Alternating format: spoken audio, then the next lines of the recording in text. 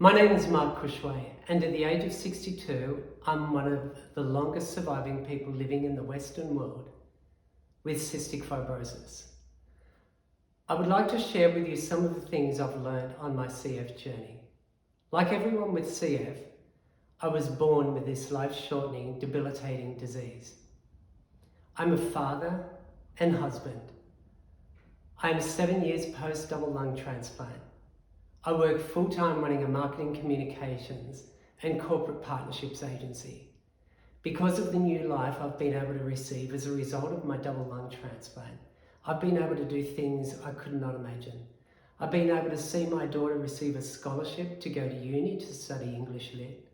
I've been able to celebrate her 18th, an event I didn't think that I would be alive for. I've been able to travel with my family to Europe for the first time in forever. I've been able to run in long distance races for the first time since my early 20s. I've written and had performed a play about my transplant journey. I've always worked for myself because I've been too inconsistently unwell to work a 9 to 5, 5-day-a-week job. I've been an editor and writer, photographer, publisher, corporate relations expert, sales and marketing manager. I've worked as a clown at parties. I've been a Brazilian waiter, a jockey manager. I've managed bands, washed cars, tried my hand at nursing and youth counselling. I've pretty well done most things. I'm an advocate for good mental health, the importance of daily exercise, and being your own healthcare advocate. And always present has been cystic fibrosis. You're born with CF. You can't pick it up and you can't catch it. There are 3,738 Australians living with cystic fibrosis. 1 in every 2,500 babies born in Australia has CF. That's one baby with this putrid disease, born with this putrid disease every 4 days. Cystic fibrosis is incurable, still. It creates thick mucus that clogs primarily the lungs, pancreas and intestines, which for most causes malnutrition, poor growth, frequent lung infections, breathing problems, and chronic lung disease. Due to the abnormal amount of excessively thick and sticky mucus within the airways and digestive systems, CF requires intensive daily physiotherapy to clear the lungs and airways, countless medications, and for most frequent hospitalisations. There are only a handful of people living in the world my age or over with cystic fibrosis. In 1962, when I was born, the life expectancy of someone with CF was just 15 years. My sister Cathy was born a couple of years after me in 64. Sadly, she passed away from cystic fibrosis at the age of just 13. Cathy had been in and out of hospital since the age of 8. Like pretty well everyone, we hadn't heard of CF. We hadn't heard of cystic fibrosis. So she was originally diagnosed with all sorts of pulmonary diseases until cystic fibrosis was discovered and revealed. As a family, our whole world was in turmoil. For mum and dad who ran mixed businesses 7 days a week, they were stretched every day, trying to be there for Cathy, trying to be there for us. A parent doesn't expect to bury their child. You only get a full understanding of the extent of how raw these emotions are when you're in the room with your mum and dad, watching their most precious angel breathe her last. Imagine the impact of losing your child. In the 60s, CF was regarded just as a childhood disease due to the financial support from people like yourselves to fund ongoing medical advances and care over the past 60 years. CF is no longer just a childhood disease. In fact, in a continuing trend, 57% of the cystic fibrosis population is over 18 years. And the life expectancy of a person born with CF today is predicted to be 56 years. That is so exciting in a huge way. But when you consider that a person without CF will likely live well into their 80s, we still have such a long way to go. We all have work pressures.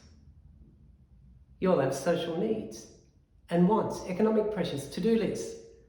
That is how most people live.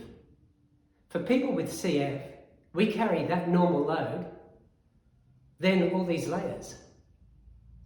In clinic many decades ago, I broke down in front of the most wonderful Professor Bai. I said, mate, I can't do this anymore. I said, I'm fed up with always coughing and struggling to breathe. I just can't do it. People hope and pray for me to get well, but I keep getting worse. Life is so hard. He took me aside and in his kind and matter-of-fact way, he said, ask them that you have a strong enough back to carry this load. Don't pray for an easier load. That's all I needed. From that moment on, I ramped up my daily exercise routine and only looked at life half full. I was away. Since then, I've never ever given up and never looked back. CF is all-consuming for both us and our loved ones. All my early life until my mid-30s, I had never really thought too much about the impact of this putrid disease on my friends and families, because I'd lived with this condition on my own and pockets full of mucus-filled tissues like forever. There's only really ever been one person who said, mate, I just can't deal with this, enough, this cough. I'm over it, I'm out of here. CF is foreboding and overwhelming for everyone. It is like a dark cloud that follows you everywhere. Wherever you go, you can't shake it. It's always there. It's like a putrid swamp at the bottom of a valley where only death and vermin lurk. It doesn't have a place in the lounge room, when you're hanging with your family, or at the kitchen table, or in the bedroom. So how do you contain something so huge that dominates and possesses every square inch of your home, your life? How do you contain a marauder? For my wife and I, we identified cystic fibrosis as just that, an entity that found its way into a crevice, little crevice in our home, and then seeped into every pore of our house, much like CF does in the body. Like a visitor who stays just one night and never leaves, but instead dominates the entire home and our lives with their presence. I realised I needed to take control of this beast. I put CF in its place, both physically and mentally. I stopped doing treatment in the living areas and created a small space somewhere in the laundry. It changed our lives enormously. Out of the intensity of my treatment regime came something else, creativity. During the many hundreds and hundreds and hundreds of hours of nebulized treatment to help clear my lungs, I edited photos I'd been taking during the day on my phone. One day I came across this new app, Instagram, and started sharing my compositions. Before long, my account blew up. With CF, running a business, and life in general, my world felt cluttered. But with my photos, life was so uncluttered and gave me an escape from the daily burden of cystic fibrosis. As you see, my photos are minimal and clean. Big landscapes mainly, stripped back to their bare essence. My photography started getting featured a lot. I was lauded by magazines and blogs all over the world, including Vogue US, The Guardian UK, The Age, the Sydney Morning Herald, the Expert Photography, the world-renowned Amateur Photographer magazine in the UK, BuzzFeed, and a whole lot of blogs, magazines around the world. In my work, I showcase the grandeur of the city and countryside through my iPhone. But there's nothing grand or simple about cystic fibrosis. Living with CF is so hard.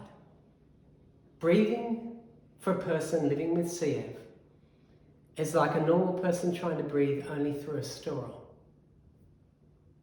Through a straw all the time. That is how it feels for us every single day. Most of my life pre-transplant, I'd lived on 35 to 50% lung function.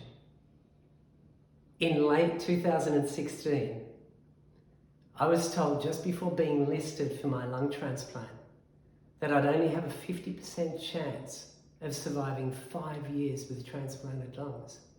50%. I thought they were pretty good odds, actually. I was in hospital on a BPAP machine. That is a machine that the doctor said will breathe for me. Oh, okay, so it breathes for me because I couldn't breathe on my own. I plummeted to 16% lung function. A couple of weeks later, I dropped quickly again, down to 11%. At 11% lung function, you are barely functioning. You need help to go to the bathroom, shave, shower. It is disarming and dehumanizing. I remember struggling to eat, struggling to even get custard down. I was so weak, but I had faith and hope. I was on the transplant list for just 3 days. My family were told if I didn't receive new lungs quickly, the outlook was grim. My specialist saw me in the gym a month after my transplant and said, "Mate, I reckon you've got pretty good lungs." 6 months later, I ran in my first 10K race for over 35 years. Although I have CF, I know I've been ridiculously fortunate to live the life I have. Today, my lung function is around 100%. My lungs are great. My pancreas, kidneys, sinuses, skin, bones, and heart, that's a tale for another day. Fortune favours the fortunate, not the brave. Many brave friends with cystic fibrosis haven't been so fortunate. Their lives have been tortured with sparks of joy. I've lost so many of the most beautiful people in my life to CF. Thinking about them tears me apart. And I just can't help thinking about them. Because they are and have been such a huge part and have had such a huge impact on my life. I know there's someone in particular here tonight. You know who you are. Maybe there are others who totally get this. I've been to more funerals since my teens than weddings and birthdays. CF is so cruel. And then it adds another layer of cruel. Cystic fibrosis is an insidious disease. It slowly eats away at your body and your mental health. Then when you're at your absolute lowest, it ramps up and belts you to a pulp. As I share with you tonight, I honour my CF and transplant friends whose lives have been cut way too short. I won't list them because it diminishes each of their value. Each as I speak has a home in my heart, my head, my days. Some of you will know the people I'm referring to, and you'll understand. So what have I learned? Value all people and all conversations, as though the one that you just had will be your very last with them. Love deeply, sing loudly, laugh until you cry, work in your passion, eat like it is the last meal you'll ever eat. Never take any breath you breathe for granted. Never give up. Finally, I've learned the power of us being our own healthcare advocates. I can't speak highly enough of medical professionals in Australia. They are extraordinary. But one thing I do know is that we need to take control of our own healthcare. We need to have a great relationship with our pharmacists and medical teams. We need to be proactive, not reactive about our healthcare. Knowledge is power. Prepare and ask questions before you see a doctor. Seek answers. Don't give up and don't accept at face value everything medical people tell you. I've been told I wouldn't live into my 30s. I've been told I wouldn't live more than 5 years post-transplant, so why should I have a transplant? I've been told I had lung cancer, that I've needed many other transplants and that I haven't. I was diagnosed with epilepsy in my early teens. Then at the age of 55, I was told by a leading neurologist that I'd never actually been epileptic, that I'd been taking these medications that I've been spending all this money on for 40 years for nothing. They've been doing no good to me. Doctors are extraordinary, caring and kind people who have our very best interests at heart. But they are dealing with a failed system, and they are human and fallible. They are a conduit for a lot, but they can't do everything. That is why it is so vital for us to be our own healthcare advocate and to constantly ask questions. Your ongoing support of cystic fibrosis through nights like this will go towards assisting people with cystic fibrosis to live a longer and more rewarding life. I am forever grateful and hopeful that, as mentioned earlier, because of your help, CF will mean cure found. I can't thank you enough for that. I will leave you with this one thought from a great Brazilian writer and poet. We have two lives, and the second one begins when you realize that you only have one. Thank you so much.